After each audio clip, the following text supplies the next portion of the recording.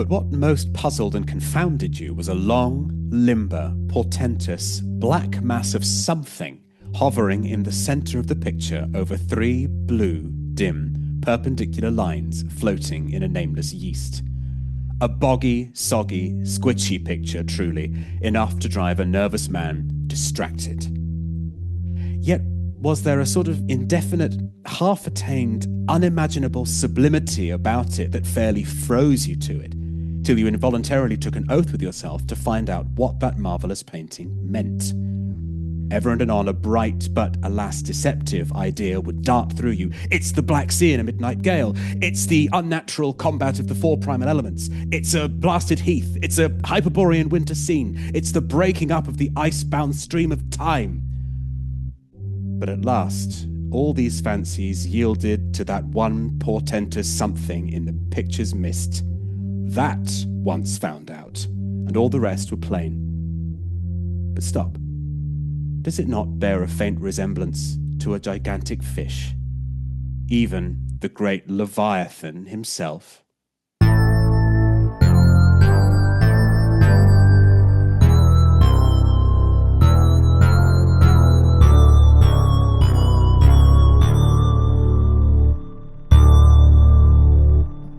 So, you've been out whale watching. Did you see any whales? I'm afraid I did. Yes. Oh my goodness. I'm still absolutely reeling from it. My God, I can't believe it. I have been out all day.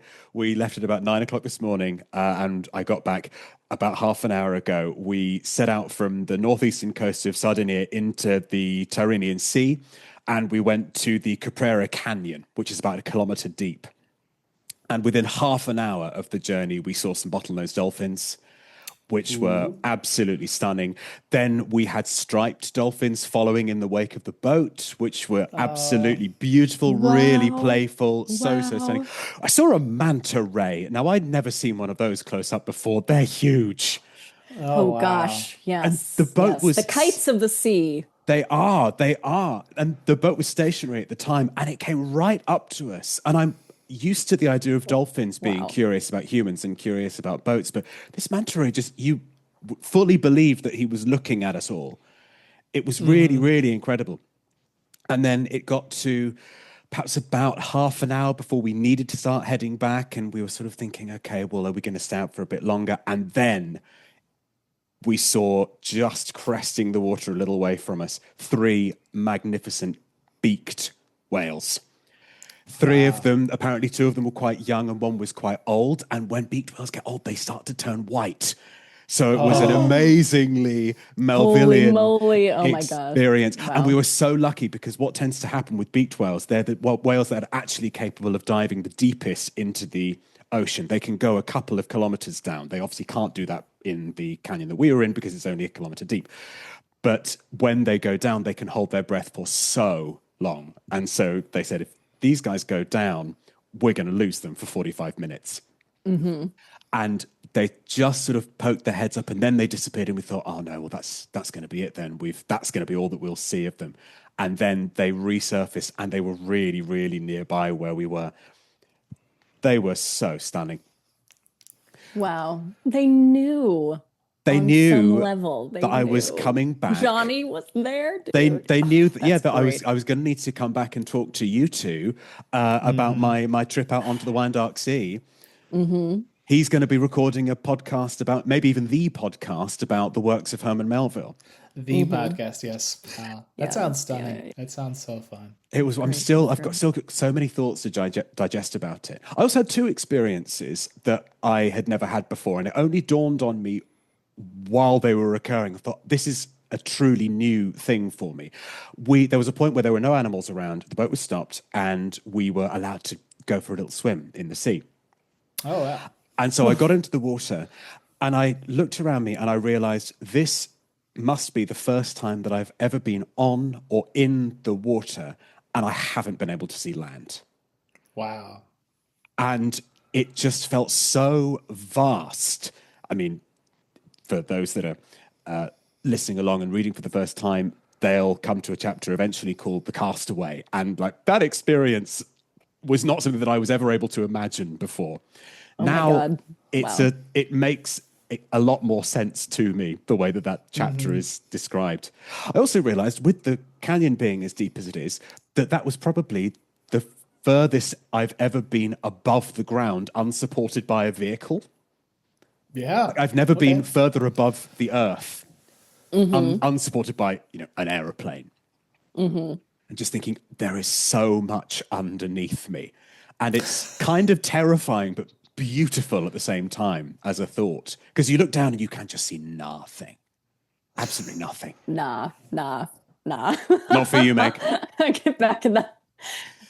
Scramble back into the boat. Yeah. I don't know if I would get out of the boat knowing what you just described. I mean, like, jokes aside, I think that would be very frightening for someone who relies so much on air conditioning to suddenly not be able to see land. That's an unthinkable thought for me, but obviously very important to the works that we're discussing. But it sounds like, Jonny, for you, it was like would cleansing be kind of an interesting word to sort of think about the way that you then relate to sort of the life that you knew you were coming back to, like in an apartment where you could sort of like drink orange juice whenever you wanted, sort of Did you merge with experience? the Godhead? Did I merge with the Godhead? Did you see the loom? Yeah. His foot on the loom? I saw the foot on the loom. I merged with the Godhead, and then I came back and I had an orange juice. Yeah. There you go. And that's life, isn't it? I think I did find it strangely comforting, looking out into the vastness of it all, and just it is also just so quiet. That's the other thing that's really bizarre, thinking, okay, well, there's so much life around and in the thing that I'm in, but it's just completely noiseless. And one does feel incredibly small, but I think there's something quite restful about that. But I know that people have really, really different relationships with those experiences that make you feel really, really small. I don't think you know what you're going to feel, until you're floating. No, and now I have been... Including our characters. Yes. And that is for sure. God, that's for sure. All right. Welcome to the show, everybody. Welcome to PequodPod, the podcast on the wonder world of Herman Melville. My name is Tristan. I'm Meg. And call me Jonny Coffin. And today we're specifically going to be talking about the first half of the Spouter-Inn. So chapter 3 is the Spouter-Inn. It's our longest so far of our chapters, and it is a meaty chapter indeed. And as such, we decided to split it into two parts, part 1 and part 2. So look out for part 2 after this one. Meg, could you give us a brief synopsis of what we've got in this part 1 of chapter 3, the Spouter-Inn? I would absolutely love to. Yeah, this is a fun one, if only because we start to get radical things like dialogue and a setting. So strap in for this one. So this chapter, the part that we're talking about today, Ishmael walks into the Spouter-Inn, talks to someone, thus finally appearing to be a character in his own novel, and it's just great.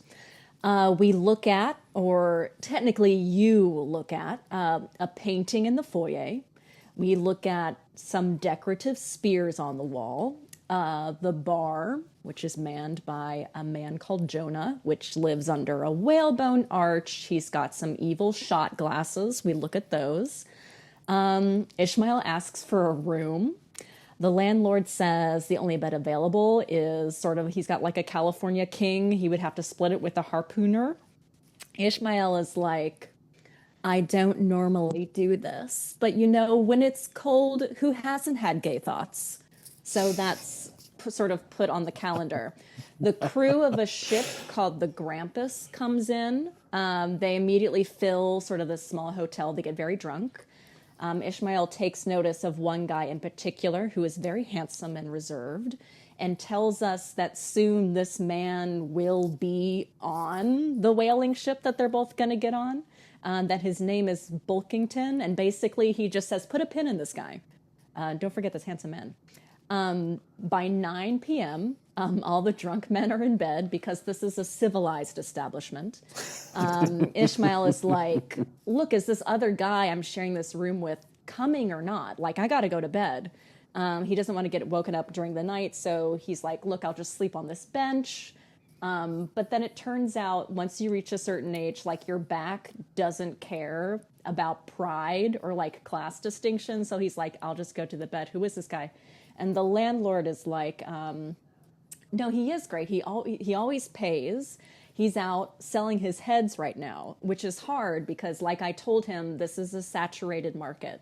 And Ishmael is like, please don't talk about this. I'm very uncomfortable.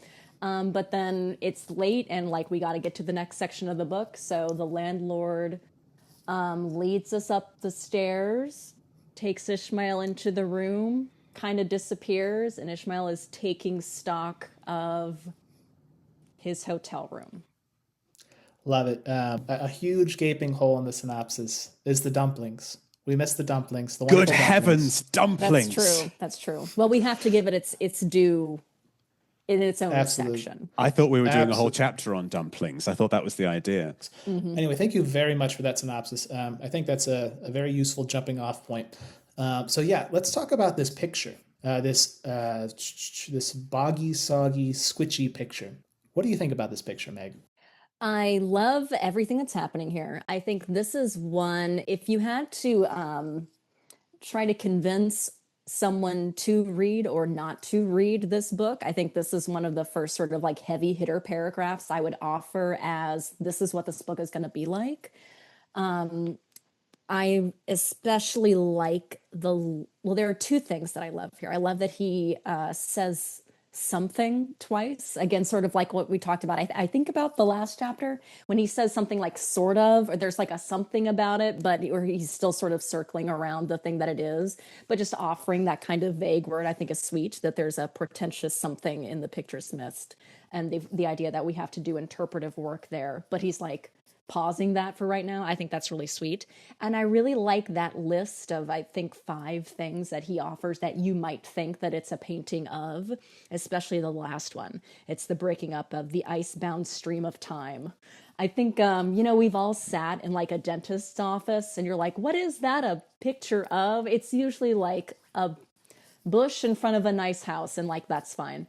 But I like the idea of, if you sort of think of Melville as author, he has to give us what is this hotel like? And the first thing we do is stop. He switches to the second person and says, you are standing in front of a painting. And the first thing that we do is this weird interpretive work that is laying the foundation of something that we already know is coming, which is whales. But he's like, is this a painting of a whale? Maybe. We're going to get into, he tries to sort of like lead us by the hand to get us to the fact that it is a whale. Which is fine, but I like that we take the time before we speak to anybody to not move out of the immediate entrance hall, and instead are sort of bewitched by this weird, you get the idea that it's just like caked in the grime of fried food of like decades, and you can't really see it, but we're in the passenger seat of a narrator who finds it really charming. And I really like that we take the time to look at it, and has some of my favorite writing in the New Bedford section.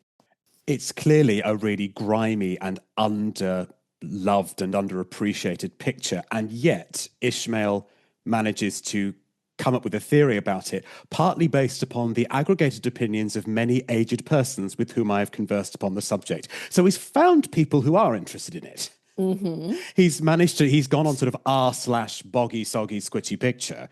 Yeah. And he's managed to Y'all find been to that hotel? people. What's up with that painting? Yeah. You're like, I know what you're talking about. Yeah. Yeah, and I love that quote that you've got there, because it's preceded by a final theory of my own, then partly based upon all these other opinions that I've heard. And in particular, I think that helps us to circle back really nicely to what Meg's been saying about that really, really pronounced use of the second person, which is really, really unusual in narrative texts. We're abundantly used to the first person, and indeed the third person, and we've been trained to expect the first person up to this point. And so what's really fascinating about this whole section for me is just how strongly the reader, you, are drawn into multiple different acts of interpretation.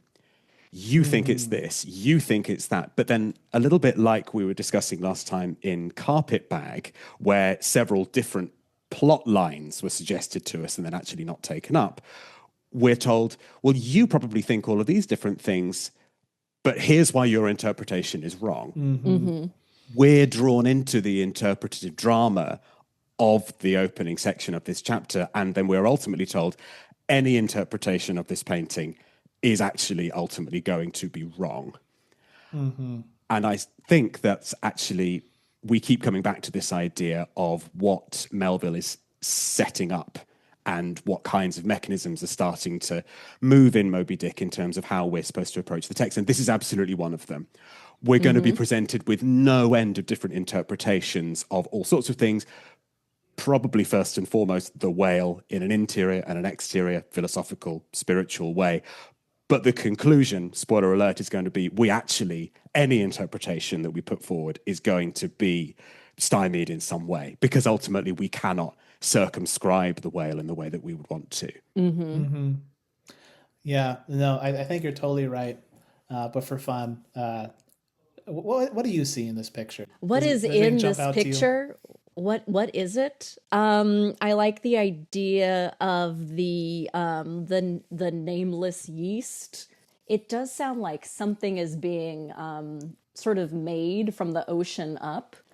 It could be. I think there's a monster in there. I think there's a monster in them. Their hills.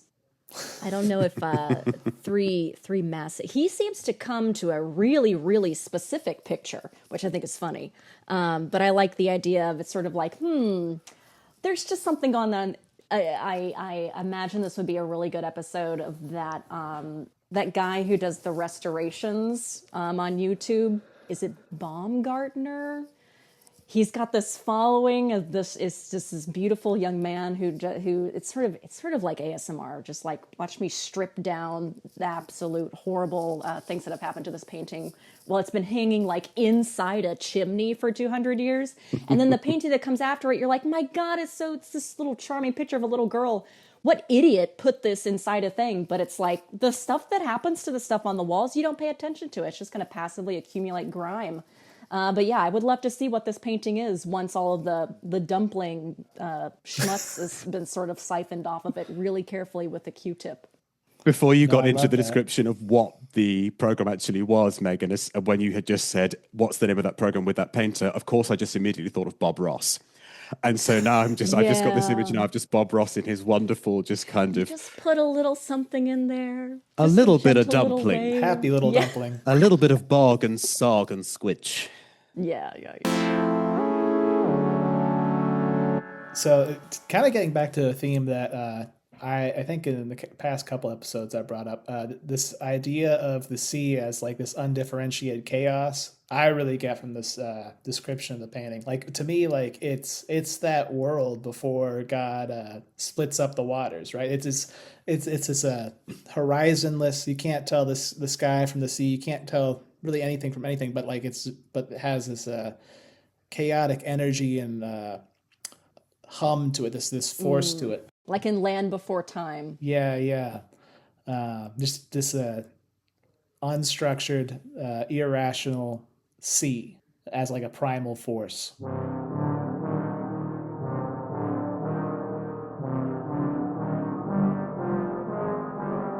Wonderful. So the first thing that jumps out to me is like, in thinking of real world analogs of this kind of painting, is J.M.W. Turner. And so J.M.W. Turner is an English painter that's about a contemporary with Melville. He's born in 1775, so a little bit before Melville. Yeah, but there is a substantial overlap.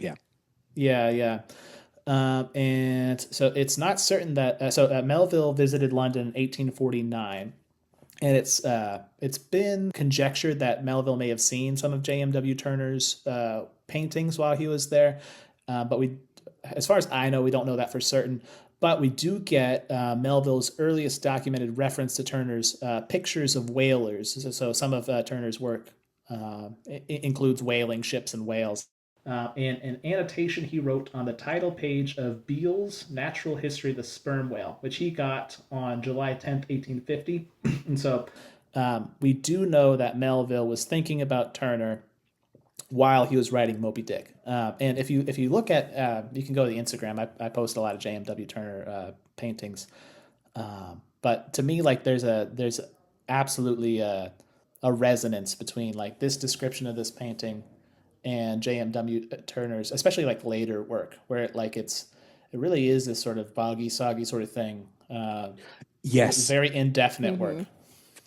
Indefinite is completely the right word, Tristan, but where you inescapably see certain things and you are so sure what they are that it's one of those things where you look away and they're wonderfully kaleidoscopic paintings, because then you look at you look away and then you look back and you think that you're looking at something else, but again, some other incredible kind of image will present itself to you in the seascapes, especially.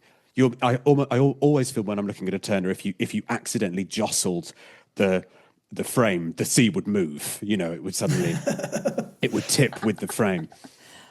Yeah, for sure. I think if you haven't seen a Turner painting before, and just in this moment you Googled it, I think you would feel that they still look radical. It's like a watercolor that can somehow contain like ideas of like violent atmospheric movement. They're gauzy, they're like dramatic. Does this sound familiar? Like there's a reason why over the years people have linked the sort of oeuvre of these two artists, whether or not they could have ever interacted with each other's art. We now, even at this remove, like to do so. So even if he didn't see his paintings, I think it still behooves us to be able to discuss sort of the cross pollinating of like style, or the what was important to them in the ways that they wanted to depict things. And I have one resource for us that might be kind of juicy if this is the sort of thing that's interesting. Oh, please. Which is that in the spring of 2016, the Met in New York borrowed two of Turner's whaling pictures from the Tate and put on an exhibit called Turner's Whaling Pictures, which helpfully describes what it was, which was three Turner's whaling pictures all put together. And you can read the beautiful art bulletin that they wrote about it on the website, or you can go on eBay and buy it for $12, which is what I'm holding up, listeners, for the boys to see. I bought it with my own hands. And if you would indulge me, I can read one paragraph from this please, thing. I'd love to hear it. We eventually get to Melville. There's an interesting thing that one of Turner's whaling pictures includes the Erebus, which is, if there's any Franklin expedition fandom spilling into this one, then that's exciting for you. But this is one paragraph when they start to say, Tristan, like you just said, they're like, did Melville ever see his paintings? Don't know, but wouldn't it have been cool if they did? But she's kind of discussing, her name is Allison Hawkinson. So she's kind of discussing like what overlap is there between these two artists. So I'll just read this one short paragraph. Turner and Melville both mined the subject of whaling for similar themes. An epic confrontation between humankind and the natural world, humanity's hubris, which leads to both victory and tragedy, and the manifold moods and vistas of the sea. Artist and writer also saw whales and their deep ocean habitat as manifestations of the sublime. Some of the tropes they employed to evoke the awesome spectacle of nature were commonplace: dramatic water and light effects, ominous weather, and ships in distress. Other motifs were more exceptional: pervasive whiteness, swirling seas and skies, and a reliance on vagueness and incompleteness to convey nature's ineffable power. Critics of Melville even occasionally compared his style to Turner's. That sounds like our boggy, squitchy picture. Definitely does. What do you think? No, I think you're absolutely right. And some of the really interesting stuff that I would love to eventually get like a Melville scholar on to talk about is like some of the details we know about like things that Melville owned and things that he read. We do know that he at least owned some engravings like of J.M.W. Turner's works. So like we know that there, like he was interested, he was aware of him, he had seen, at least later in life, he had like kind of prints more or less of like J.M.W. Turner stuff. But yeah, no, it's a really juicy topic. And one thing we'll absolutely do for our budding Melville and series is absolutely we'll do a Melville and Turner. We got to find a really good Turner art historian. It'll be soon if Simon Schama would just answer my emails. Shout out to Simon Schama if you're listening. Yeah. One of these days. But yeah, I think one of the most important things to just think about when we hit this part of the chapter is, why does Melville give us a picture that is difficult to see, as opposed to just like, this could have been a hotel where it's like, here's a diagram of a whale. We've all seen one because this is a whaling hotel. We all know what we're talking about. Why give us this painting? Well, why give us a painting at all? I think that's the last thing that I'd want to say about this, is that this is the earliest example in Moby-Dick of what we would call ekphrasis, which is using literary language to describe visual works of art. And it's not something that Melville invented by any means. It goes all the way back to the foundations of Western literature. There's the very famous description of the shield of Achilles in the Iliad, for example. And Dante does it, and Proust does it, and through Melville. But even into our own times, we've got artists or poets like Alice Oswald and Anne Carson who do an awful lot of this kind of stuff. They're trying to translate visual works of art into words. And this is not the only time that Melville will do this. We will have an entire run of chapters where Melville describes to us other depictions of whales. Now, we could get all sorts of distances into the weeds on why writers through time have chosen to do this. The thing that most interests me here, especially at this fairly early stage of the novel, is that ekphrasis is on some level always impossible. It's not possible on any objective level to convert a piece of visual media into words. I could go and stand in front of Monet's Ninfée, and when I'd stopped crying, I could write you a very, very detailed description of what I saw, or I could write you a creative response. I could write you a novel, I could write you a short story, a poem, whatever it might be. But I'm still not going to recreate that experience for you. So an open question really for us to think about is, why do writers do this? But more specifically for our purposes, why does Melville do this here? And then why does he go on to do it a bunch more in a few chapters' time? Yeah, hitting off a tangent on that point, really just like thinking about translation in general. And one thing I'd love to do at some point is an episode on like translations of Moby-Dick. There's a couple of things that like I have heard that I really loved about translation, of even just like you know like English to Spanish or something like that. One, in Italian, there's a phrase traduttore traiatore, or translator traitor. Traduttori traditori, yes. Okay, there you go. Perfect, even better. And then I've also loved the metaphor of reading a work in translation, like looking at a tapestry, but like the back half, like like if you flipped it around, if you flipped it, you could just see where the stitches were, or like you could see like you could kind of get a sense of what the picture is, but like there's an aspect of it that's always missing here, like doubly so, like you're saying, with works of art. I love that metaphor for the act of translation. That's beautiful, and it feels really representative of what it actually is. I also want to consult every translation I can find in every language to find out how boggy, soggy, squitchy picture truly is translated. Yes. Phonetically, perhaps. Yeah. Maybe. Wonderful. So moving further into this dive bar / hotel that is the Spouter-Inn. So we go from our painting on the wall, and one of the things I really love about this is like you could pretty much like kind of recreate this bar based on the description. Like it's a very someone detailed description. must have done it. Surely, I hope so. Oh yeah, a bar in New Bedford. That's an exact replica. I hope so. If there's not, absolutely. Hit the Patreon. We'll start raising money for. Well, that's what we're going to do. For sure. That's what our beloved Patreon subscribers are going to be paying for. We're so good at it. We're so good at it. So we move from the painting, and then we move to looking at this vast array of of these weapons, some of which are like harpoons or whale lances. Some of them seem to be from like different indigenous peoples of the world, and like having like human hair or like teeth of some kind in them.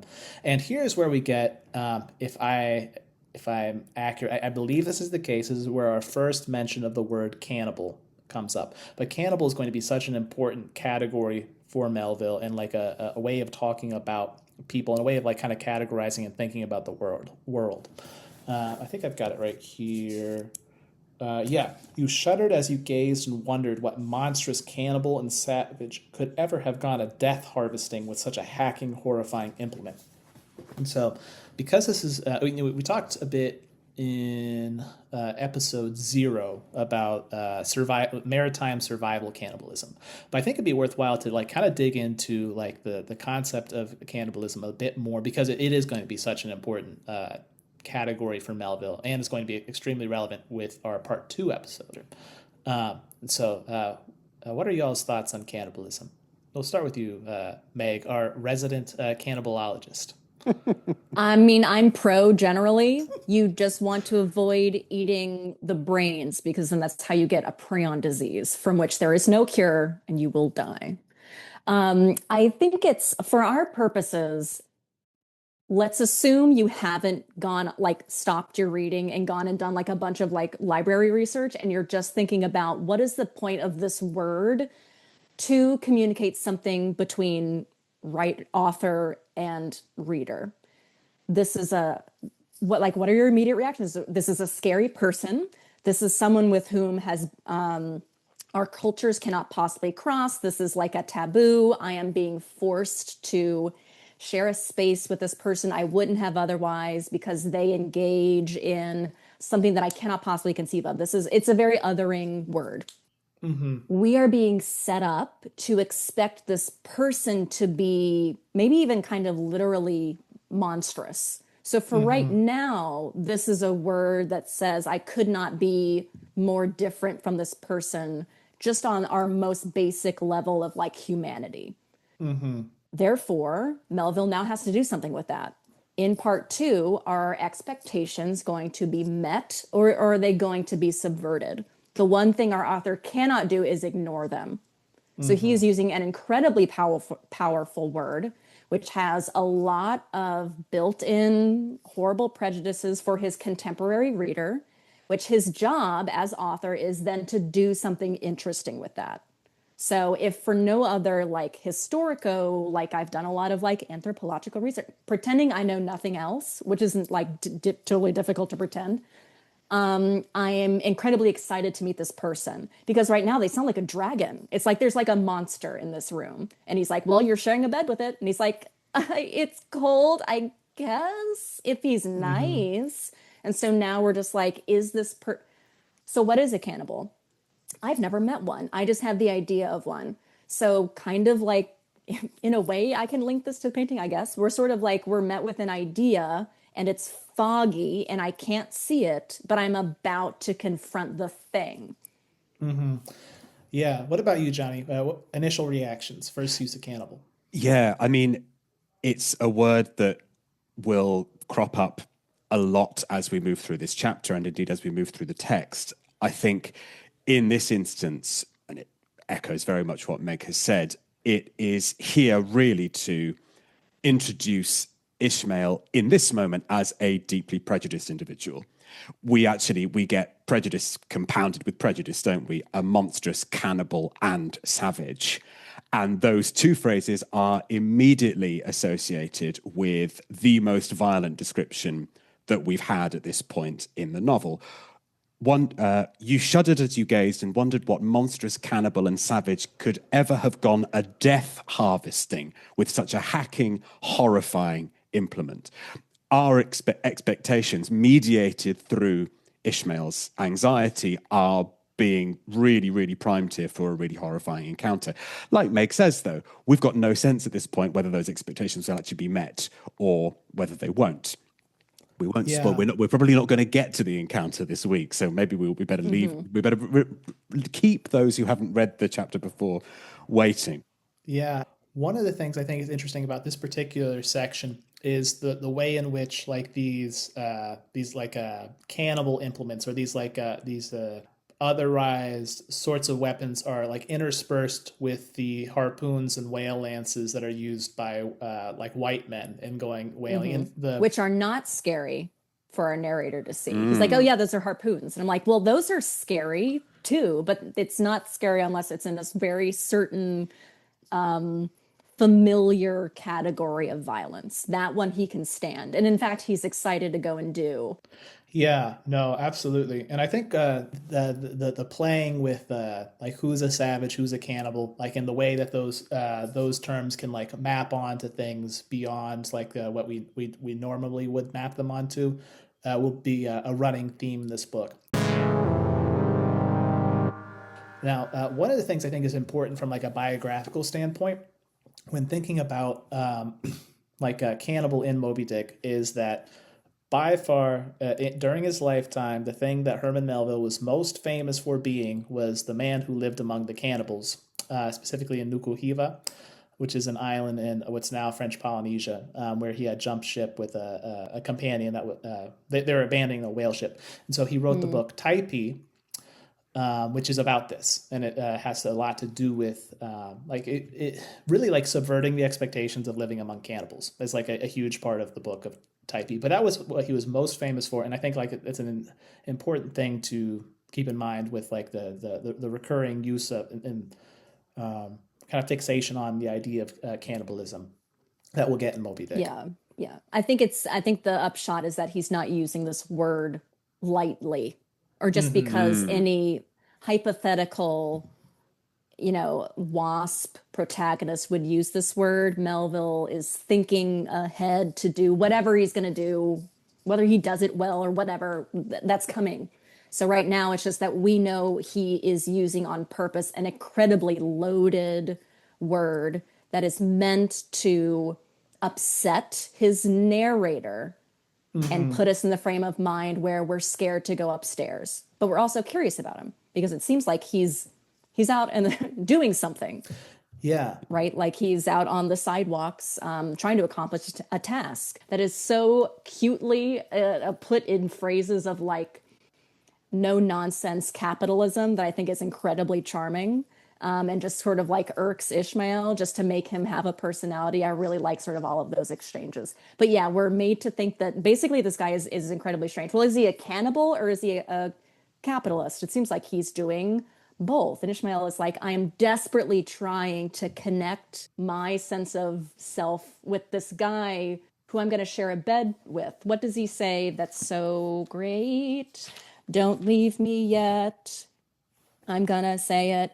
The man whom you designed for my bedfellow, a sort of connection landlord, which is an intimate and confidential one in the highest degree.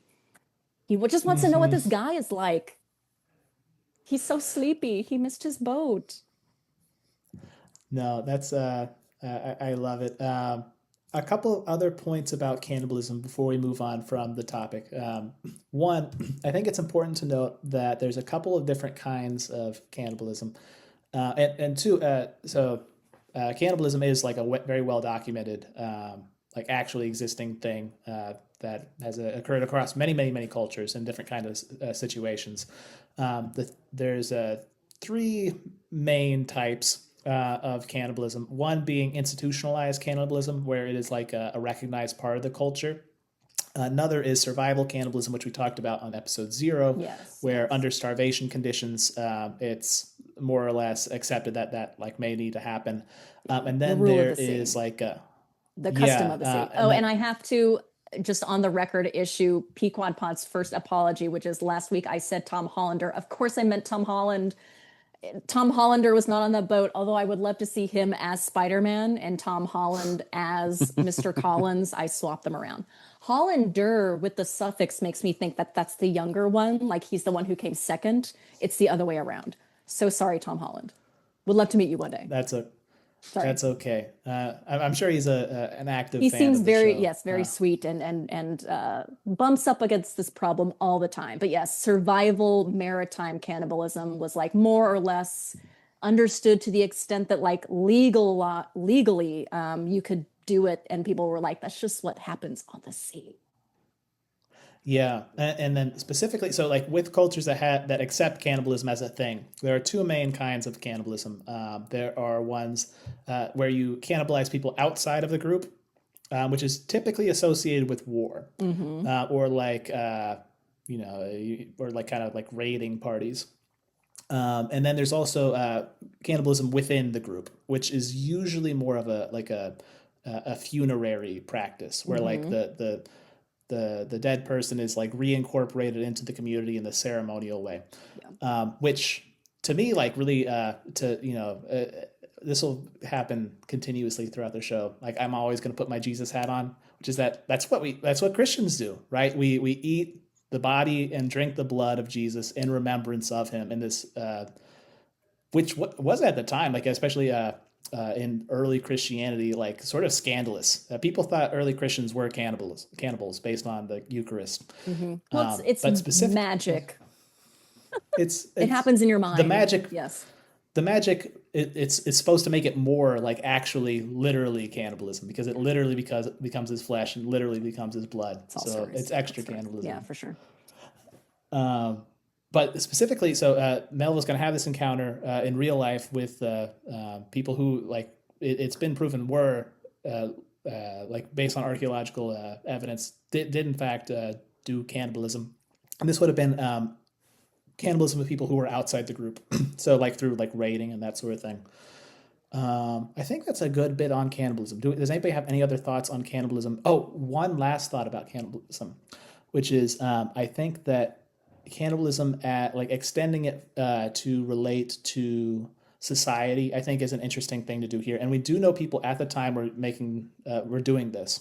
There's a very weird book called Cannibals All, which was written by one of the more idiosyncratic like slavery apologists named George Fitzhugh, who basically argued that like for slavery and against not the normal ones, but one of the weird ones. No, he was one of the weird ones, and specifically he was like very pro-slavery, but because or basically his justification is that under like free market capitalism, where like people aren't slaves, we all become cannibals.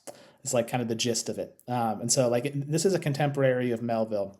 That book comes out like a little bit after Moby-Dick does. And so like thinking about how like living under capitalism like kind of forces us all to like have this sort of unsettling relationship with one another.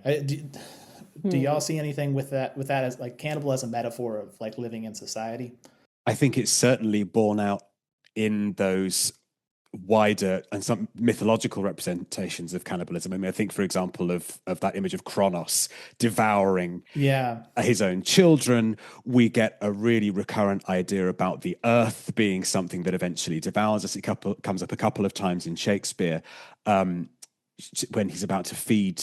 When Titus Andronicus is about to feed Tamora's daughters to her, he says that he's going to make her, like to the earth, swallow her own increase. We actually had a Shakespearean allusion that we didn't mention earlier relating to the picture, the blasted heath, which comes from Macbeth.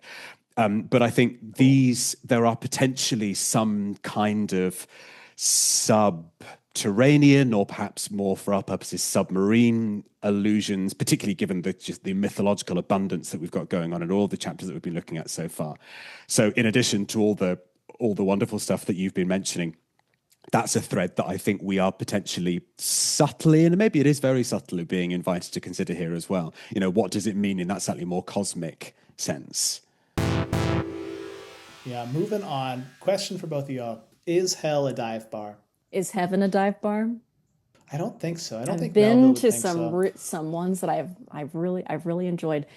It's interesting when we think about the language that Ishmael uses to describe, especially like the bar under that whale arch, is very hostile. But then we move into sort of like, it's so cold, but then they eat those great dumplings. It's like there's this nucleus of hell in the bar, and it's the bartender and those great Meridian shot glasses that tell you how much the drink costs. I think that sounds like a great place. Put a jukebox, maybe like a stripper pole. I would go. Spouter-Inn. Friday night. Well, what do you think, Johnny? It's also true that hell is a matter of perspective, right? Mephistopheles in Dr. Faustus, why this is hell, nor am I out of it. But it is also true that in hell there is all manner of delights. And so I think there are all manner of delights to be found here. I mean, certainly as soon as the boisterous eruption of bears. Yeah. We've got to Once the frat boys come in and you're like, God, they found my bar. This used to be a quiet place I could come. Now the kids are here. That's the perspective from a 35-year-old. Sometimes you want a quiet bar. No, I feel that. So we're in this bar. We've got our old man, the bartender Jonah, pouring very deceptive amounts of alcohol. He's in the Whale. We've got our bears, and then we've got Bulkington. What do we think of Bulkington? I don't know what we feel, but Ishmael's totally into him. Yes. Well, he's 6 foot tall in his socks. He's got lovely broad shoulders, a chest like a cofferdam, which I'm told by my notes is a watertight box fixed to the side of a ship for making repairs below the waterline. So he's built like a boat. Tell me more. Ishmael goes on to say, I've seldom seen such brawn in a man. His face was deeply brown and burnt, making his white teeth dazzle by the contrast, while in the deep shadows of his eyes floated some reminiscences that did not seem to give him much joy. So he's brooding, he's enigmatic, he's got so much depth in his eyes. It's Jacob Elordi playing in my mind. That's who's cast. One of the tall mountaineers from the Alleghenian Ridge in Virginia found his way up there from deep from the woods. And I like how it's just rhetorically wise, how this is introduced to us. This man interests me at once, since the sea gods had ordained that he should become my shipmate, though but a sleeping partner one, so far as this narrative is concerned. I will here venture upon a little description of him. 2 sentences we didn't need. You know, we could have just, and here's the guy, but still he's like, I'm going to tell you about him for just a second. Okay, bear with me. His name is Bulkington. Unless we do need those 2 sentences to resonate with a chapter that we'll have coming up in a few weeks' time where Bulkington actually makes a return. Well, yeah, he's got to create this sort of like, this is, I'm going off on a tangent here, but let me tell you about this guy who's going to be important later. It's like he could have just been, you know what I mean? Like why did we need to start with the paint? I look crazy. I've got 2 books here. Why did we need to start with the painting? Why did we need to tell me this guy is going to be important later? He's creating like the mythology of the boat we're about to get on.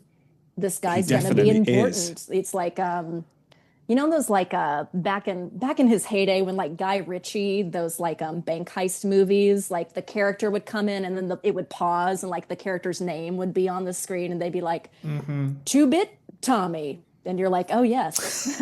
Played by Jason Statham, who's very funny and needs better roles. He's a funny guy. He could be doing better movies. But like that's sort of the thing of like, pause, here's this guy. I think just that's interesting stylistically. I think that's fun that Ishmael is like, I'm going to tell you about something.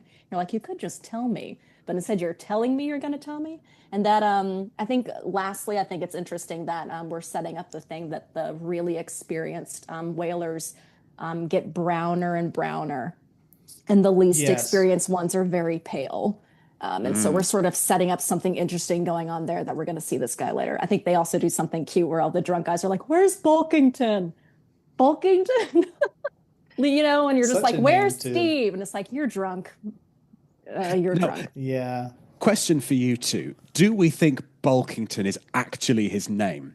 Or is this some kind of pet name that the rambunctious eruption of bears have given to him? Because it seems to me like it just feels too much like normative determinism for me. I know we've got, or maybe it is just more. Maybe he was born destined to have a chest like a cofferdam. Yeah, or it could be Ishmael's name for him. You know, for this 10 out of 10 smoke show he sees. Do you think he's? I see. Could maybe be. It's that. He's got just like a really strong Englishy name. Sounds like a man of the cabin. But his voice at once announced that he was a southerner. Or maybe that's the south of England. Maybe he's from the Cotswolds. No, because I don't think so. I think because he specified to Virginia, though. I think it's got to be a southerner like myself, I suppose. One thing I do want to kind of contrast. So before this, we've got Ishmael being worried about his dark complexioned chap that he's supposed to share a bed with. And specifically, besides the fact that he sounds like a southerner, there's and his name, in terms of our description of Bulkington, he was deeply brown and burnt. And one of the things I do think that is very interesting as we get into more of these sailors, and specifically thinking about like race in relation to these sailors, is that based on like the complexions that we're told, it's kind of difficult sometimes to categorize them in a very clear cut way from like thinking about we've got like plantation slavery going on when this book is being written. It can be difficult to like categorize people. We're concerned about the harpooner, and the briefest of tangents. I didn't realize till this reading, and specifically until the interview with Naima, that it's written with 2 E's throughout. So is it harpooner? Harpooner. Is it harpooner or is it harpooner? I've always read it aloud as harpooner. Okay. And it's the hill I've decided I will die on. I think that's right. But I can't believe in like, this is my 4th reading through of Moby-Dick, and it's only now that I realize that there's 2 E's at the end Well, of this we word even, recurs in the paragraph throughout. that we've just been talking about, we get mountaineer. So I guess it's, they read in my mind as kind of analogous in terms of their pronunciation. No, I agree with you. I think that should be the hill that we die on. We're a united front here at PequodPod. Okay. I wanted to Please. I wanted to say one more thing to what you were just saying, Tristan, because I think it's absolutely fascinating, and it might help us to kind of think a little bit about what we're going to discover later on in the chapter in terms of how one judges from appearances, and indeed whether one should judge from appearances. And I hadn't noticed that earlier on from the bit that we were just talking about, we are given a little bit of a foretaste of how that's going to work in the description of the drinks. Go, Johnny. Oh, okay. Yes, Go. I love it. Go. If I may. Abominable are the tumblers into which he pours his poison, that being Jonah. Though true cylinders without, within the villainous green goggling glasses deceitfully tapered downwards to a cheating bottom, parallel meridians rudely pecked into the glass surround these footpads goblets. They're cylindrical cups, but they've got conical vessels. They're like steep to the inside, yeah. So you're always getting less booze than you think. In other words, it's impossible to judge from the exterior of something what you're going to get. Absolutely. No, I think that's beautiful. Yeah, I do like that. I love to like basically like how classist these particular cups are, because like the cheaper of a pour you get, the even less you get, right? A penny is nothing versus what the Cape Horn measure. Yes, you may gulp it down for a shilling, Tristan, yes. if you're so inclined. I would love to. In a couple of weeks' time, once baby number 2 is born, I'm going to be having my fair share of Cape Horn measures. Okay, let's move on to Peter Coffin, though, to wrap things up. We got to talk about Peter Coffin. We got to talk about this build up towards Queequeg, which is coming. What do we think of Peter Coffin? What do you think? What do you think, Meg? I think he's. I like that this guy who's sort of given to us is like, here's a regular person, and he's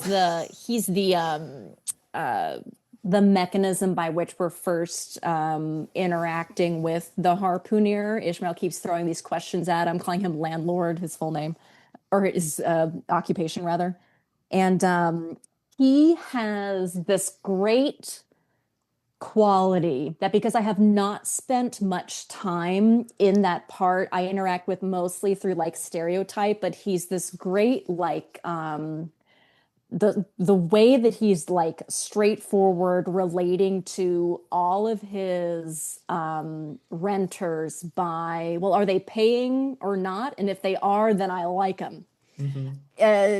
This great moment where you're like, maybe Melville's like a really fucking good writer. We get almost right up to where we're splitting this chapter where he's about to take him up the stairs. And Ishmael is starting to get really, really nervous about this guy the landlord tells about. Ishmael gives him the speech. The landlord is like, well, that was a long thing that you just told me. Maybe we can take a breath. Starts to take him up the stairs. And then Ishmael says, well, depend upon it, landlord, that harpooner is a dangerous man. He pays regular, was the rejoinder. And he goes, let's go upstairs. I'm going to give you the bed where me and my wife had our honeymoon, and everything's going to be fine. So I like that he's kind of like refusing to romanticize that you're just going to have to share a bed because it's the only bed I've got and it's big and you'll be fine. So I kind of like this guy who is not really playing ball with Ishmael's trying to put this like ridiculous kind of pre-narrative, this like prologue together about this guy. And he's like, he's a character. And he's like, he's a renter. He's doing the same thing you're doing. He likes steak rare, which I think is great. He's like, he doesn't eat the dumplings. I have to go out and like get some meat from like my guy down the street. I think that's great. He's doing the very simple way that he speaks is saying more through that really simple language. And I think that is doing great work contrasting with Ishmael's, these sermons that he's saying, to use Peter Coffin's words. He's straight to the point that feels like, in my mind, a New England landlord. I love him. Team Coffin. Love it. Okay, what about you, Johnny? I love him. He's just got so many turns of phrase that I'm just going to add straight into my idiolect. Not least just calling anybody Scrimshander. But wait a bit, Scrimshander. I've got a carpenter's plane there in that bar. Wait, I'll stay. I'll stay and I'll make you snug enough. Oh, yes, of course. So he's also prepared to just plane down the furniture. Yeah, of he's his like, I got inn. this. And Yes. Ishmael's like, you're literally whittling the bench away. You're making it worse. And then that gorgeously filmic moment where they're having this conversation, and all the while he's just whittling a toothpick. That's so funny. Yeah. To the point. Yeah, To the point that's that great. Ishmael eventually just says, "Landlord, stop whittling." And this is gorgeous. Just you could sense Ishmael just getting so beyond done with Coffin, and the thing is, Coffin knows it as well. That's key. And Yes. so he just continues. This is not his just to- first Scrimshander. Absolutely not his first Scrimshander. Absolutely. Now, can either of you parse this sentence of Coffin's for me? Actually, I can't do the accent, and it's all written very I phonetically. wouldn't try. No, it's all right. I'm not going to, but I'll read. We should all butcher it together. I'll read it as it's written. All our New equally. England listeners immediately. Yep. It's actually it's at the end of the bit that I was just quoting, where he tells him to stop whittling, and then he has this long kind of invection, and then Peter Coffin, not missing a beat, comes back with this. "Well," said the landlord, fetching a long breath, "that's a purty long sermon for a chap that rips a little now and then." Herschel Parker offers no notes on this in the Norton Critical Edition. Yeah, a chap that rips a little now and then. I mean, I think he's just sort of saying like, rips a little to me is sort of like, Ishmael, you're talking a lot and putting up a lot of rules, and you were the one who came here for a room, and I'm telling you everything that you're asking me, and now you're like, well, X, Y, and Z. And he's like, you've got a lot of notes here, Johnny, like you just said. You've got a lot of notes for someone who needs a room, and I'm offering it to you. So I think it's sort of the bench that I lovingly planed down for you. Yes, because immediately he's like, be easy. This guy that I'm telling you about is chill, and he's just trying to sell his heads, which he does all the time, and this is not unusual, and calm down. Again, he's like an out-of-towner. He's, this guy who comes in, talking big, was not on the Grampus coming off a job. He's, still trying to get one. So I think Peter has the measure of him, basically, and is kind of like, let's take a moment and not get in too deep here. With Peter Coffin, you can't overlook the fact that he's always grinning. There's like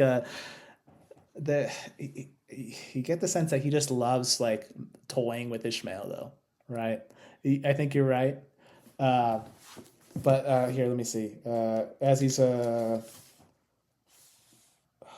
is it? You get the sense that he just loves messing with Ishmael, and that he's having so much fun with it. Power Moby-Dick says rips means speaks angrily. So that makes sense, yeah. And he does. Ishmael's getting hot under the collar. He's like, take it down a notch. Okay, so saying, he procured the plane, and with his old silk handkerchief first dusting the bench, vigorously set to planing away at my bed, the while grinning like an ape. It's so good. It's so good. It is so good. And he absolutely checkmates Ishmael as well when Ishmael tries to show him that he's not going to be played for a fool. And he absolutely overplays his hand and just says, "I tell you what it is, landlord," said I quite calmly. "You'd better stop spinning that yarn to me. I'm not green." He starts going, no. I know you think I'm an idiot, but no, I'm not. Actually quite clever, actually. And Coffin just comes back with, "Maybe not," takes out the stick that he's just been whittling and starts making the toothpick out of it. Mm-hmm. "But I'd rather guess you'll be done brown if that ere harpooners hears you a slander in his head." So he just completely out-logics him and just does it in the most stylish way I could possibly imagine. Mm-hmm. Mm-hmm. Yeah. And all the while... Yeah. No, that green-brown dichotomy. And all the while, we've been talking about this, about Peter Coffin as this kind of down-to-earth, grounded character who feels quite accessible and very funny. And yet, as we mentioned in the last episode, he also has this incredibly symbolic value. There is this whalebone arch, this whalebone gate in the Spouter-Inn, and we have a Peter who is the custodian of it. So even when we've got this high comedy scene with the whittling and the planing and the grabbing of glims and all that kind of thing, we still the whole chapter, and the same will be true of next week as well, is literally overshadowed by this parody of the gates of heaven. Mm. Yeah, I like that. And yeah, no, I think like here we have one more of those little springs and motives which push Ishmael along. You know, Peter Coffin is absolutely crucial. He's going to be the matchmaker for our two boys. He's the priest, kind of, as it were. Yeah. I love the phrase that he says. He gets him to come and see the bed, but come, it's getting dreadful late. You better be turning flukes. It's a nice bed. Sal and me slept in that ear bed the night we were spliced. Yeah. It's another Coffinism. Just going to go and turn the flukes. I'm just going to, when we finish recording, I'm just going to go and turn the flukes up, I reckon. Just got back from turning flukes. Yeah. but you just got back from turning flukes, from sleeping. That's also setting up an expectation we didn't need to, but that it's a marriage bed. That didn't need to be there, but Melville was like, I know what I'm doing. Bit of sizzle for the counterpane, listeners. Yeah. Ishmael's like, can I catch a break? Boy. I already, he's had a long night. As we go ahead and wrap up and, to foreshadow this excellent part 2 of the Spouter-Inn that we'll be getting next week. Jonny, do you want to read us this very last paragraph from our first part here, as Peter Coffin leads Ishmael up to his marriage chamber? Find my Peter Coffin voice. And I will. "There," said the landlord, placing the candle on a crazy old sea chest that did double duty as a washstand and centre table. "There. Make yourself comfortable now. A good night to you." I turned round from eyeing the bed, but he had disappeared. Well, thank you all very much for listening to PequodPod, and we'll join you next week with part 2, the Spouter-Inn. This has been Tristan, Meg, and Jonny Coffin. See you on the flip side, Scrimshanders. Catch some flukes. You've been listening to the PequodPod with Tristan Bavol-Marques, Meg Fancher, and Jonny Wiles. You can support the show by visiting patreon.com/PequodPod, throw us a doubloon or two for some bonus content, and to help to keep the show going full sail. Thank you for listening, and until next time, call us the PequodPod.